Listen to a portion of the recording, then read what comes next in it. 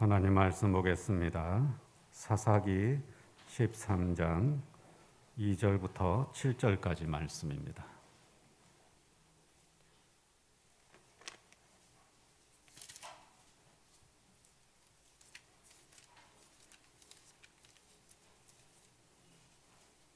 사사기 13장 2절부터 7절까지 말씀 한 절씩 교독하겠습니다. 소라 땅의 단지파의 가족 중에 마노아라 이름하는 자가 있더라. 그의 아내가 임신하지 못하므로 출산하지 못하더니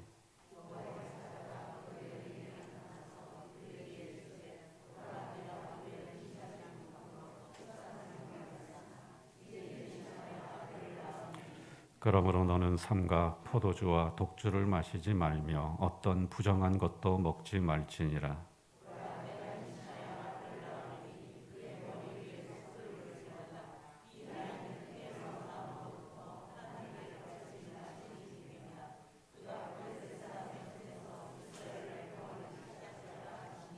이에 그 여인이 가서 그의 남편에게 말하여 이르되 하나님의 사람이 내게 오셨는데 그의 모습이 하나님의 사자의 용모 같아서 심히 두려움으로 어디서부터 왔는지를 내가 묻지 못하였고 그도 자기 이름을 내게 이르지 아니하였으며 그가 내게 이르기를 보라 네가 임신하여 아들을 낳으리니 이제 포도주와 독주를 마시지 말며 어떤 부정한 것도 먹지 말라. 이 아이는 태에서부터 그가 죽는 날까지 하나님께 바쳐진 나실인이 됨이라 하더이다 하니라. 아멘.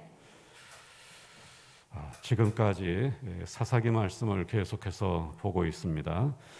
첫 번째 사사 온니엘부터 시작해서 에훗, 삼갈, 드보라, 기드온, 돌라, 야일 그리고 입다까지 살펴봤습니다. 우리가 일반적으로 잘 알고 있는 유명한 사사들뿐만 아니라 또 우리가 소사사라고 불리는 잘 알지 못하는 사사들에 대해서까지도 우리가 전부 다 순서대로 살펴봤는데요. 그런데 기드온 시대부터 사사라고 하는 직분이 구원자에서 권력자로 변질하기 시작한다는 것 우리가 말씀을 드렸습니다. 즉 이스라엘을 구원한 후 사사는 부하 권력을 왕처럼 누립니다. 이제 이스라엘의 사사 직분은 백성을 구원하고 하나님께로 돌아오게 하는 영적 지도자로서의 거룩한 직분에서 멀어지기 시작하는 겁니다. 그러자 사사와 하나님 사이의 소통이 사라졌습니다. 이제 사사도 하나님의 말씀을 듣지 못하는 시대가 되었습니다. 이제 사사는 더 이상 백성을 구원하지 않아도 사사가 될 수가 있고 그리고 사사만 되면 자식들도 다 귀족처럼 나귀를 타고 다니며 성을 다스리는 성주가 됩니다. 결국 기드온 이후에는 사사가 있어도 구원이 없고 하나님께서 원하시는 평화가 사라졌습니다. 우리 한번 확인을 해볼까요? 사사기 8장 28절 말씀 화면을 보면서 함께 읽어보겠습니다. 기드온이 사는 40년 동안 그 땅이 평온하였더라. 아멘. 자, 기드온 때만 해도요. 사사는 하나님의 뜻을 따라 이스라엘을 구원했고 또한 사사가 다스리면 그 땅에 평화가 있었습니다. 그러나 기드온 이후에 사사로 활동한 돌라의 시대부터는 달라집니다. 우리 사사기 10장 2절 말씀 함께 읽어보겠습니다. 이스라엘의 사사가 된 지 23년 만에 죽음에 3일에 장사되었더라. 자, 여기 보면 다른 사사들은 전부 다 사사가 얼마 동안 다스리는 동안에는 평온이 있었다. 또 평화가 있었다. 그렇게 말씀하고 있어요. 그런데 기드온 이후부터는 이 평화라고 하는 말이 사라져버립니다. 그냥 어디에서 죽어서 어디에 장사되었다. 그렇게 끝나고 말아요. 그리고 기드온 이전에는 사사가 하나님의 뜻에 따라서 백성을 구원합니다. 그런데 그 다음부터는 백성을 구원하지 않아도 사사가 됩니다. 그리고 백성을 구원하는 그런 일을 하는 사사가 있어도 하나님의 뜻에 따라 하는 것이 아니라 자기의 야망을 위해서 하는 겁니다. 그렇게 변하기 시작해요. 야일 때도 마찬가지입니다. 사사기 10장 5절 말씀 함께 읽어보겠습니다. 야일이 죽음의 가문의 장사되었더라. 자, 여기서도 평화라고 하는 단어가 나오질 않아요. 이제 사사는 이스라엘을 구원하지도 않고 사사가 있어도 평화가 없습니다. 그리고 이어서 입다가 사사가 되었지만 입다의 구원은 개인적인 복수와 야망을 이루기 위한 것이었습니다. 즉 입다는 믿음으로 이스라엘을 구원했지만 그 믿음은 하나님의 뜻을 따라서, 즉 하나님을 알고 그 마음을 이해해서가 아니라 자기 소견에 옳은 대로 행하는 그 믿음으로 이스라엘을 구원한 것입니다. 그래서 입다의 시대에도 평화가 없었습니다. 사사기 12장 7절 말씀을 함께 읽어보겠습니다. 입다가 이스라엘의 사사가 된 지 6년이라 길르앗 사람 입다가 죽음에 길르앗에 있는 그의 성읍에 장사되었더라. 자, 여기도 보면 기드온 이전에는 다 평온하였더라, 평화가 있었다 이렇게 닿는데 입다 시대에도 평화가 없었습니다. 여기까지 내용을 정리하면 기드온 때까지 사사는 이방인의 압제와 고통에서 이스라엘을 구원하는 구원자였습니다. 또한 사사가 이스라엘을 다스리는 동안에는 평화가 있었습니다. 그러나 기드온 이후부터는 이스라엘을 구원하지도 않고서도 사사가 되어서 부와 권력을 누리는 권력자가 되었습니다. 그리고 사사가 이스라엘을 다스리는 동안에는 평화가 있었다는 기록은 사라지고 대신에 어디에서 죽어서 장사되었다는 기록만 나옵니다. 한마디로 말하면 기드온 이후로는 사사가 있어도 구원과 평화가 없었습니다. 그리고 특히 입다는 이스라엘을 구원했지만 그것은 하나님의 뜻을 따른 것이 아니라 개인적인 야망을 위한 것이었습니다. 그래서 입다 이후부터는 하나님의 뜻과 사사의 뜻이 엇갈리는 현상이 나타납니다. 그래서 처음에는 구원이 없어지고 구원하지 않아도 사사가 될 수 있었고, 그리고 구원하지 않아도 사사가 되고, 그리고 부와 권력을 누리기 시작하면서 다스리는 동안에 평화가 사라졌고, 그리고 입다 때부터는 하나님의 뜻과 사사의 뜻이 서로 엇갈리면서 자기 소견에 옳은 대로 행하는 사사들이 등장하기 시작하는 겁니다. 그렇게 해서 맹신의 시대, 하나님을 알지 못하고 하나님을 믿는 그러한 맹신의 시대가 오게 된 것입니다. 자, 이제 그 입다의 뒤를 이어서 입산이라고 하는 사람이 이스라엘의 사사가 되었습니다. 그런데 그에게는 아들 30명과 딸 30명이 있었는데 사사가 처첩을 많이 두었다고 하는 사실은 이제 문제가 되지도 않습니다. 이미 기드온 때부터 사사는 처첩을 많이 거느리고 부와 권력을 누리는 사람, 권력자가 되었습니다. 그래서 이 입산의 시대에도 역시 그가 처첩을 많이 두어서 아들이 30이고 딸이 30이라고 하는 거 전혀 문제가 되지 않습니다. 그에게는 더 심각한 문제가 있었습니다. 사사기 12장 9절 말씀 우리가 함께 화면을 보면서 읽어보겠습니다. 그가 딸들을 밖으로 시집 보내고 아들들을 위하여는 밖에서 여자 30명을 데려왔더라. 무슨 말일까요? 아들, 딸을 모두 이방인과 결혼시켰다는 것입니다. 밖으로 보내고 밖에서 데려오고. 왜 그랬을까요? 어떻게 하다 보니까 자기들끼리 연애 결혼했는데 어떻게 보니까 전부 다 이방인과 결혼하게 된 겁니까? 아닙니다. 정략 결혼입니다. 자신의 권력을 확대하고 강화하기 위해서 자녀들을 모두 이방인 권력자들의 자녀와 결혼시킨 겁니다. 사실 세상의 평화는 권력의 균형과 연합을 통해 유지되는 경우가 대부분입니다. 그래서 고대 사회에서는 정략 결혼으로 평화를 유지하는 권력자들이 많았습니다. 입산도 역시 권력자의 입장에서 그것이 옳다고 생각했을 겁니다. 자기 소견에 옳은 대로 행한 겁니다. 자기의 권력과 그리고 외부의 권력과 균형과 연합을 유지하면서 그렇게 해서 전쟁 없는 평화의 시대를 만든다는 겁니다. 그러면 하나님의 생각은 어떨까요? 여호수아 23장 12절 13절 말씀, 여호수아의 유언입니다. 함께 읽어보겠습니다. 너희가 만일 돌아서서 너희 중에 남아있는 이 민족들을 가까이 하여 더불어 혼인하며 서로 왕래하면 확실히 알라. 너희 하나님 여호와께서 이 민족들을 너희 목전에서 다시는 쫓아내지 아니하시리니 그들이 너희에게 올무가 되며 덫이 되며 너희 옆구리에 채찍이 되며 너희의 눈에 가시가 되어서 너희가 마침내 너희의 하나님 여호와께서 너희에게 주신 이 아름다운 땅에서 멸하리라. 아멘. 자, 이것이 하나님의 생각입니다. 입산의 생각은 서로 권력자들끼리 혼사를 맺어가지고 정략 결혼을 통해서 권력의 안정을 유지하고 균형을 유지해서 평화를 이루는 겁니다. 그러나 하나님께서는 절대로 그래서는 안 된다고 말씀하고 있습니다. 하나님의 뜻과 사람의 뜻이 지금 서로 엇갈리고 있습니다. 입사는 사람의 뜻대로 자기 소견에 옳은 대로 살았습니다.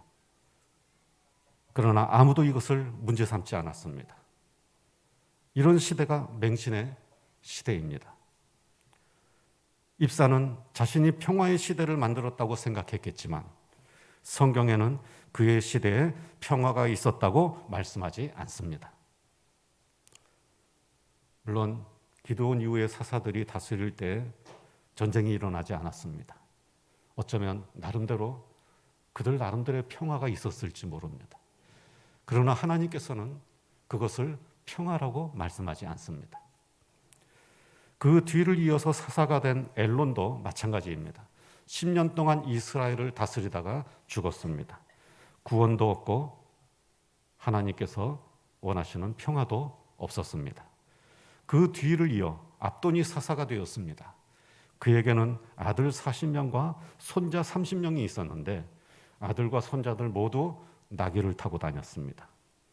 이제는 손자들까지 부와 권력을 누리는 시대가 되었습니다. 이 시대에도 역시 구원도 없고 평화도 없습니다. 자기들은 평화롭다고 생각했을지 모르지만 적어도 성경에서는 평화가 있었다는 기록이 없습니다. 그도 8년 동안 이스라엘을 다스리다가 죽었습니다. 이렇게 구원도 없고 구원하지 않아도 사사가 되고 그리고 그 사사가 다스리는 시대에 하나님께서 인정하시는 평화도 없는 그런 시대, 그리고 하나님의 뜻과 사람의 뜻이 서로 엇갈리는 시대, 자기의 소견대로 행하는 맹신의 시대에 이스라엘 사람들에게 다시 고난이 찾아왔습니다. 1절 하반절 말씀 화면을 보면서 함께 읽어보겠습니다. 여호와께서 그들을 40년 동안 블레셋 사람의 손에 넘겨주시니라. 자, 여기 보면 블레셋의 지배를 받았습니다. 몇 년 동안 지배받았다고요? 40년입니다. 40년.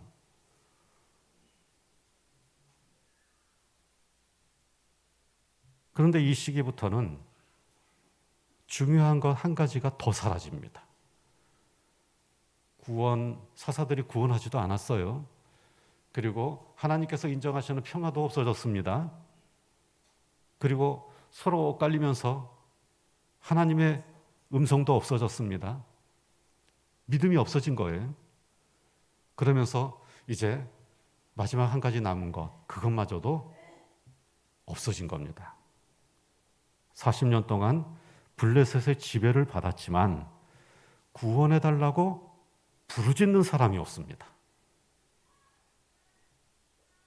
이전에는 고난이 찾아오면 백성들이 하나님을 향해 부르짖었습니다. 그렇잖아요. 사사기의 사이클이 뭡니까? 하나님의 목전에 악을 행하면 하나님께서 그들에게 고난을 주시는데 다른 민족의 지배를 받게 하십니다. 그러면 그들이 그 압제 가운데에서 고난 속에서 하나님께 구원해달라고 부르짖습니다. 그러면 하나님께서 그들을 불쌍히 여기셔서 구원자를 보내주시고 그들을 구원해 주십니다. 이게 사사기의 사이클이었어요. 그런데 이제 여기까지 오면 부르짖는 사람도 없어요. 블레셋에게 40년 동안 지배받았지만 하나님께 부르짖었다는 말이 나오지 않아요.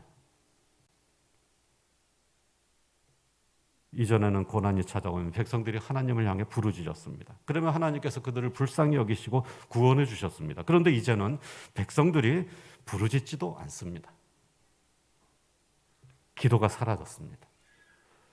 지금까지 하나님의 구원, 하나님의 평화, 하나님을 아는 믿음이 점점 사라졌는데 이제 마지막으로 하나님을 향한 기도마저도 사라진 겁니다.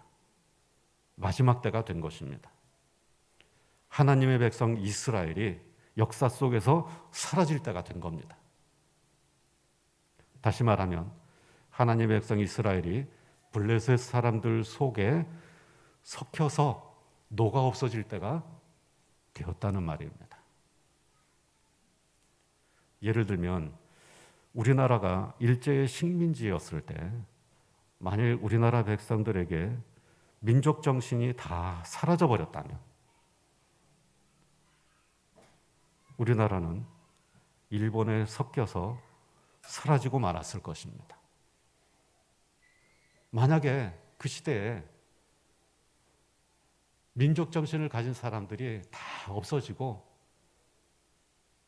일본 사람들의 문화와 말과 거기에 다 섞여서 스며들어가 버렸으면 지금 대한민국은 존재하지 않을 겁니다.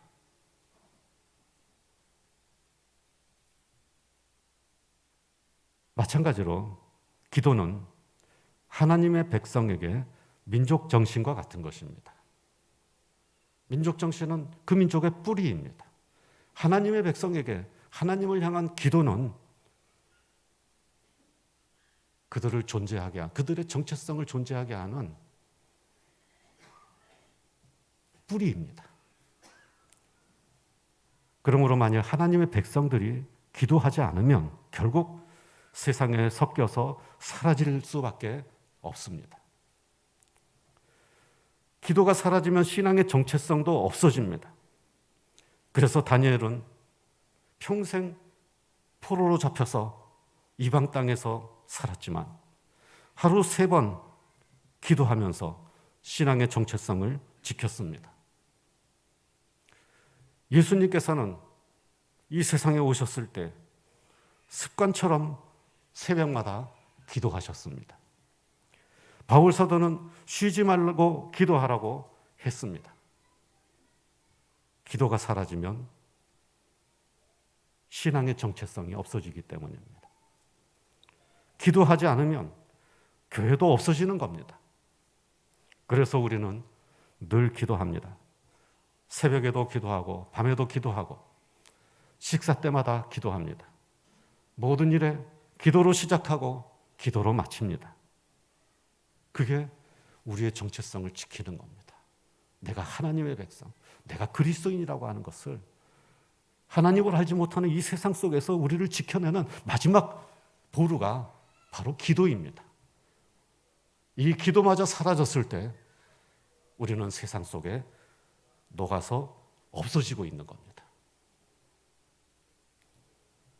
그러고 보니 코로나로 인해서 중단됐던 금요기도를 이번 주부터 시작을 합니다. 여러분, 기도는 우리 신앙의 정체성입니다. 민족 정신이 없는 민족이 역사에서 사라져버리듯이 기도하지 않는 그리스도인은 세상 속에 녹아서 없어지게 될 겁니다. 그러므로 기도하는 성도들이 되시기를 축원합니다. 기도 소리가 그치지 않는 우리 주사랑교회가 되기를 축원합니다. 서로 위해서 기도하고 함께 응답받는 은혜가 우리 가운데 넘쳐나기를 주의 이름으로 축복합니다. 자, 여러분, 사사시대에 이렇게 마지막 때가 되니까 기도가 사라졌어요. 이렇게 기도가 사라지고 마지막 때가 되었을 때 하나님께서 특별한 구원자를 준비하셨습니다. 이전 사사와는 전혀 다른 사사를 하나님께서 준비하십니다. 마지막 때에 마지막 사사가 등장합니다. 그 사사는 우리가 잘 알고 있는 삼손입니다. 삼손은 지금까지 사람에게 능력으로 평가받고 사람들이 인정하는 사사가 아니라 하나님께서 직접 선택하여 세우신 사사로 등장을 하는 것입니다. 지금까지의 모든 사사들은 이스라엘을 구원하는 그 구원의 역할을 감당했을 때 그 능력을 인정받고 사사로 인정이 됐어요. 그 과정 속에서 단지 하나님께서 그에게 하나님의 영을 부어주시고 그를 통하여서 이스라엘을 구원하게 하셨어요. 그래서 인간의 역사와 하나님의 뜻이 계속 평행선을 이루면서 달려가지만 그래도 그 가운데 하나님께서는 어떻게 해서든지 이스라엘을 구원하신 거예요. 그러나 사사들은 전혀 하나님과 같은 길을 가면서도 하나님과 함께 가지 않았어요. 그리고 사사는 사람들이 그를 사사로 구원자로 인정했을 때 사사가 될 수 있었습니다. 그런데 이제는 전적으로 하나님께서 사사를 결정하십니다.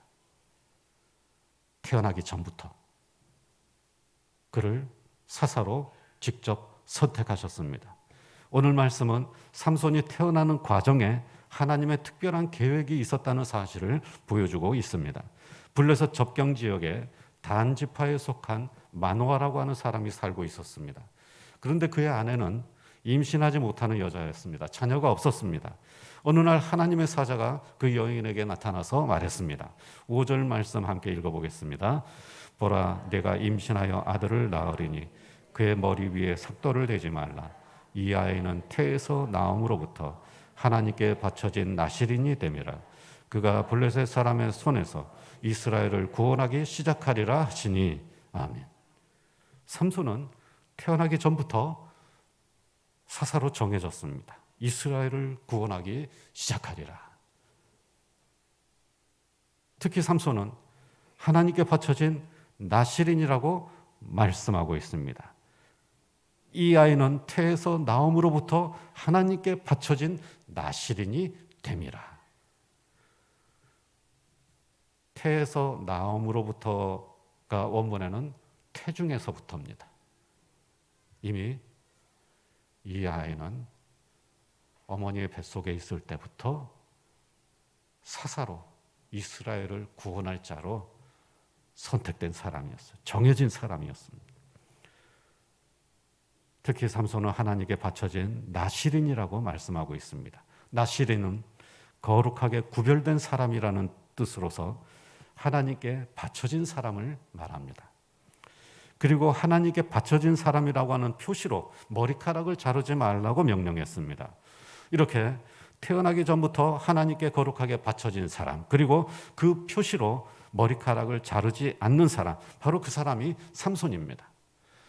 여러분, 삼손은 우리가 아는 것처럼 초인적인 그런 이 힘을 가진 그러한 사람이었죠. 그 힘이 어디에서 나올까요? 그 힘이 어디에서 나오죠? 머리카락에서요. 표시입니다. 사실은 어디서부터 나오는 겁니까? 그가 하나님에게 바쳐졌기 때문에 나오는 거예요. 머리카락이 길면 힘이 세지고 머리카락을 자르면 힘이 없어지는 것은 표시일 뿐이에요. 그가 하나님에게 속해 있느냐 아니면 그 하나님에게 속한 사람으로부터 벗어났느냐, 거기에 달린 겁니다. 그래서 나중에 보겠지만 삼손이 괴력을 발휘할 때에는 항상 하나님의 영이 내려요. 그렇게 해서 괴력을 발휘합니다. 중요한 건 그가 하나님에게 바쳐졌다는 사실이에요. 그리고 하나님께 바쳐진 사람이라고 하는 표시로 그 당시에 머리카락을 자르지 않은 겁니다. 마노아의 아내가 집에 와서 남편에게 말했습니다. 여보, 내가 하나님의 사람을 만났는데 마치 하나님의 사자처럼 보여서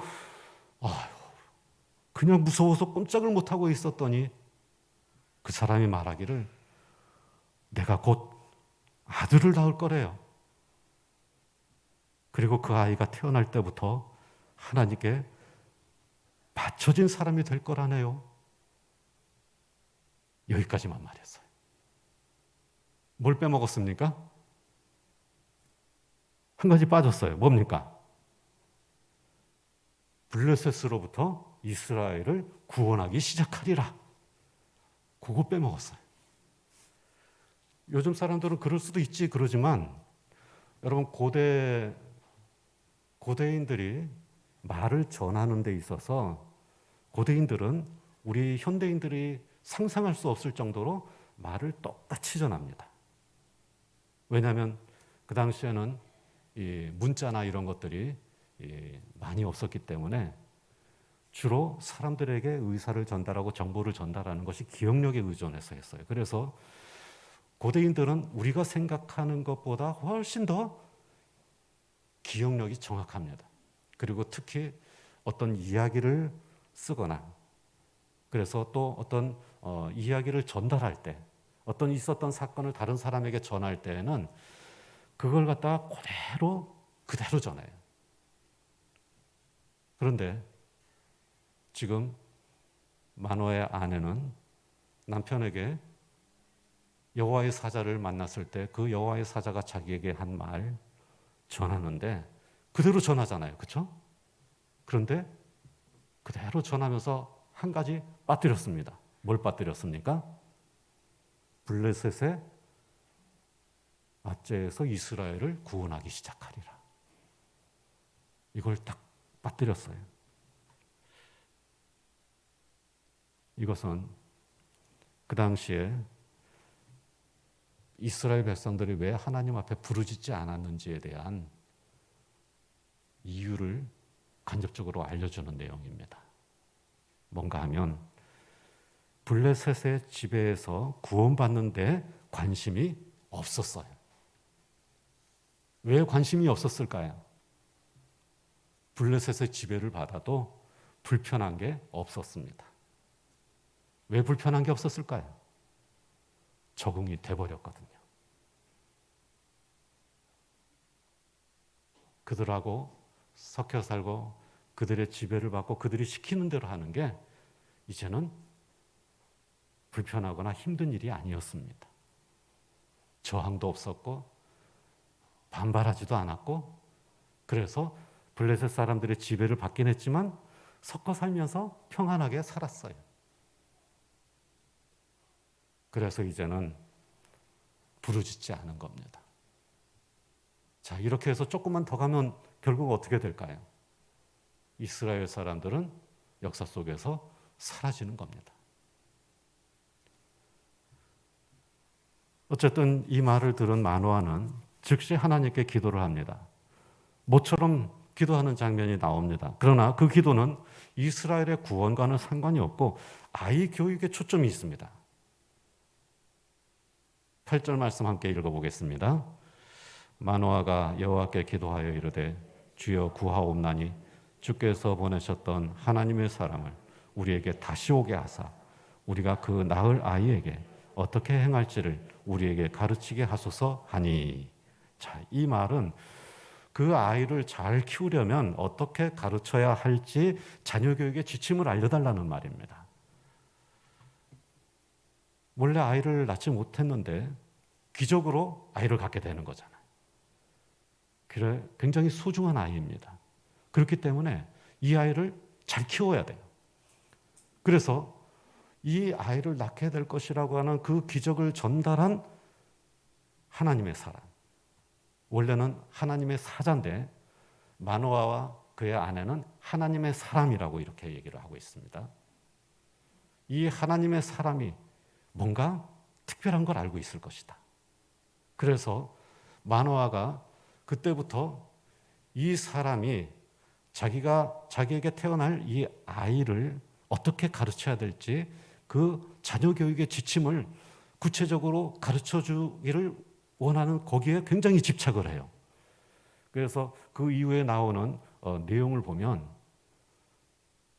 마노아가 이 아이에 대한 그 교육 비결을 이 사람에게 듣기 위해서 굉장히 노력하고 집착에 가까울 정도로 끈질기게 집요하게 요청하고 있는 것을 우리가 읽을 수가 있습니다.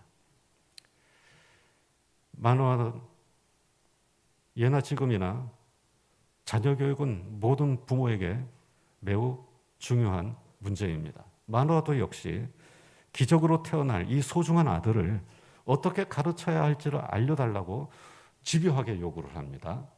그래서 이 하나님의 사람, 그들이 생각하는 하나님의 사람, 이 사람을 다시 만나게 됐어요. 그때 또 마노아가 말합니다. 12절 말씀 함께 읽어보겠습니다. 마노아가 이르되 이제 당신의 말씀대로 되기를 원하나이다. 이 아이를 어떻게 기르며 우리가 그에게 어떻게 행하리이까? 자, 여기 보면 당신의 말씀대로 되기를 원하나이다. 이 말은 당신이 말한 것처럼 우리에게 아이가 생길 줄로 믿습니다. 그런 말이에요. 그러면 이 아이를 어떻게 가르치고 우리가 그에게 어떻게 해줬으면 좋겠습니까? 하는 그런 말이에요. 그래서 뭔가 이 신비로운 그런 소식을 가져온 이 사람이 이 자녀 교육에 대해서도 뭔가 특별한 비법을 가지고 있을 거라고 생각을 한 거예요. 그러나 하나님의 사자는 대답해 주지 않고 하나님께 바쳐진 사람으로 살도록 하라는 말만 반복합니다. 나시린, 하나님께 바쳐진 사람, 삭도를 대지 말고 나시린으로 살아라 하는 것만 계속 강조를 하는 거예요. 그 외에는 다른 얘기를 하질 않습니다. 답답해진 마노아는 좋은 음식을 대접하겠다, 나중에 꼭 신세를 갖겠다 하면서 계속 자녀 교육의 비법을 알려달라고 하는데 하나님의 사자는 가르쳐 주질 않는 겁니다. 많은 설명이 필요하기 때문에 제가 그 설명을 생략하지만 지금 이 마노아가요, 이 하나님의 사자에게 자기 자녀 교육의 비법을 가르쳐 달라고 굉장히 집착을 하면서 맛있는 음식을 대접하겠다고, 그리고 또 나중에 꼭 신세를 갖겠다고 하면서 회유를 하기도 하고, 또 약간의 나중에는 안 되니까 나중에는 약간의 이 협박을 하면서까지 가르쳐 달라고 그럽니다. 그런데도 이 하나님의 사자는 절대 가르쳐 주질 않아요. 그러면서 자기의 이름 하나만 남기고 사라집니다. 무슨 이름일까요? 18절 말씀 함께 읽어보겠습니다. 여호와의 사자가 그에게 이르되 어찌하여 내 이름을 묻느냐? 내 이름은 기묘자라 하니라. 기묘자. 기묘자란 사람이 이해할 수 없는 하나님을 뜻하는 말입니다. 즉, 그 하나님의 사람은 사실은 하나님이셨던 거예요. 하나님을 대신해서 하나님으로 이 세상에 온 하나님의 사자였던 겁니다. 즉 하나님은 너무나 놀라운 분이라서 사람이 온전히 이해할 수 없는 그런 분이라는 뜻입니다. 그래서 지금 마노아는 자녀 교육의 비법을 알고 싶어 했습니다. 뭔가 구체적인 지침이나 여러 가지 규칙들, 이런 것들을 알고 싶어 했어요.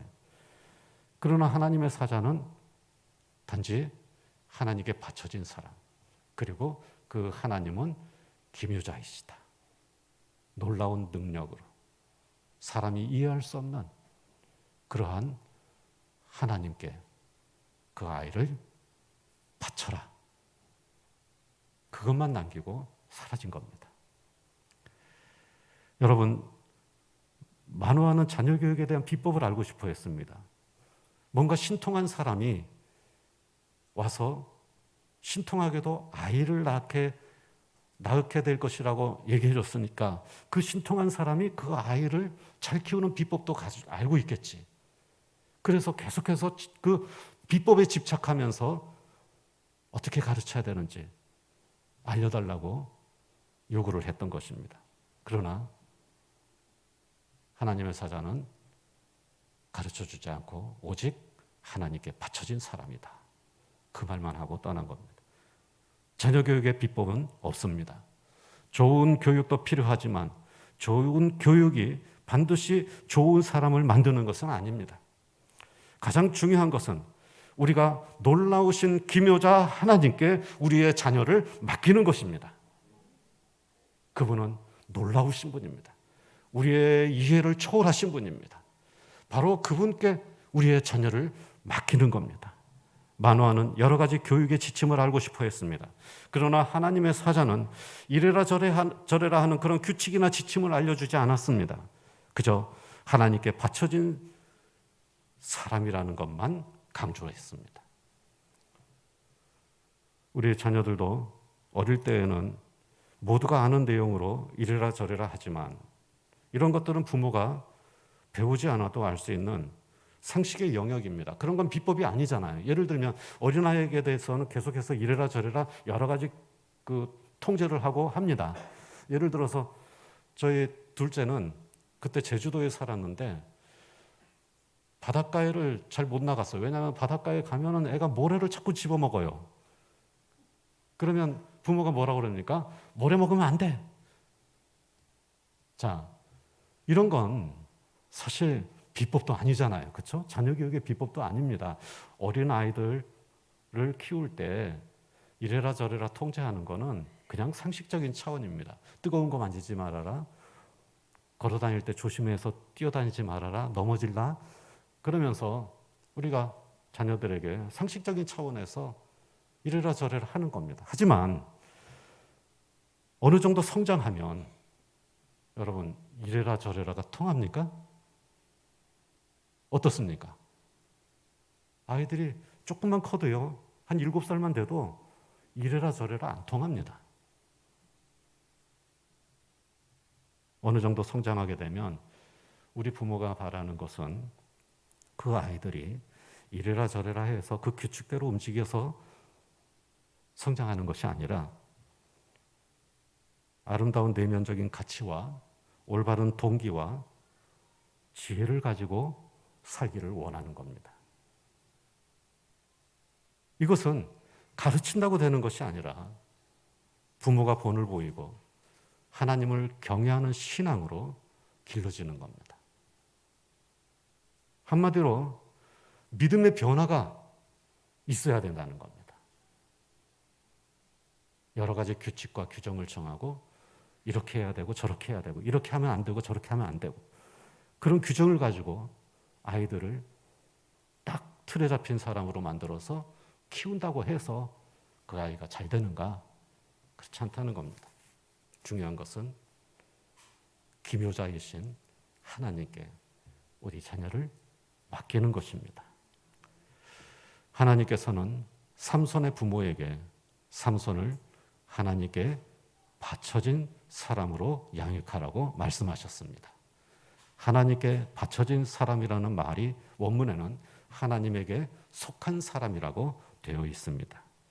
그리고 하나님에게 속한 사람으로 삼손이 태어났을 때 하나님께서 그에게 복을 주셨습니다. 24절 말씀 화면을 보면서 함께 읽겠습니다. 그 아이가 자라매 여호와께서 그에게 복을 주시더니 아멘. 자, 여러분 바로 이겁니다. 하나님께 바쳐진 사람, 하나님께 속한 사람, 하나님께서 복을 주시고 하나님께서 책임져 주실 줄로 믿습니다. 삼손의 부모가 자녀 교육에 성공했으면 참 좋았을 텐데요. 마노아가 계속해서 구체적인 지침, 교육의 비법 이것을 계속해서 요구하고 그리고 그 어머니가 아이의 이름을 삼손이라고 지은 것으로 봐서는 하나님의 사자가 명령한 것을 제대로 지키지 못했습니다. 그래서 이제 앞으로 보시겠지만 오늘은 여기까지만 기억하시기 바랍니다. 구체적인 지침이나 비법보다는 하나님께 속한 사람이 되는 것이 더 중요합니다. 우리 자녀가 하나님의 속한 사람으로 성장하도록 기도하는 성도들이 되시기를 축원합니다. 우리 자녀를 하나님께 맡기고 하나님께 속한 사람이 되기를 위해 기도하시기를 바랍니다. 자녀를 하나님께 맡기는 부모가 되시기를 축원합니다. 다 자란 자녀에게 이래라 저래라 하지 말고 자녀를 위해 기도하는 부모가 되시기를 축원합니다. 그리고 하나님께 속한 사람으로 사는 부모가 되시기를 축복합니다. 그리하여서 영적으로 어두워진 이 시대에도 이 세대를 본받지 말고 오직 마음을 새롭게 함으로 변화를 받아 하나님의 선하시고 기뻐하시고 온전하신 뜻이 무엇인지 분별하여서 하나님의 영광을 회복하는 부모와 자녀들이 되시기를 주의 이름으로 축원합니다. 기도하겠습니다. 하나님 은혜를 감사합니다. 귀한 자녀 허락해 주셔서 감사합니다. 귀한 부모 허락해 주셔서 감사합니다. 가정을 이룰 수 있게 도와주셔서 감사합니다. 아버지 하나님께서 저희들의 가정마다 은혜를 주시되 하나님께 속한 가정이 되는 은혜가 있게 하여 주시옵소서. 우리 자녀들을 하나님께 맡깁니다. 더 이상 비법이 없음을 알고 있습니다. 주여, 오직 기묘자이신 우리 하나님께 맡기고 의탁하오니 주께서 책임져 주시는 인생이 되게 하여 주시옵소서. 우리 모든 부모님들을 주께서 기억하시고 건강 지켜주시고 주 안에서 형통케 하시며 믿음으로 평강하게 하여 주옵소서. 우리 주 예수 그리스도 이름으로 기도하옵나이다. 아멘.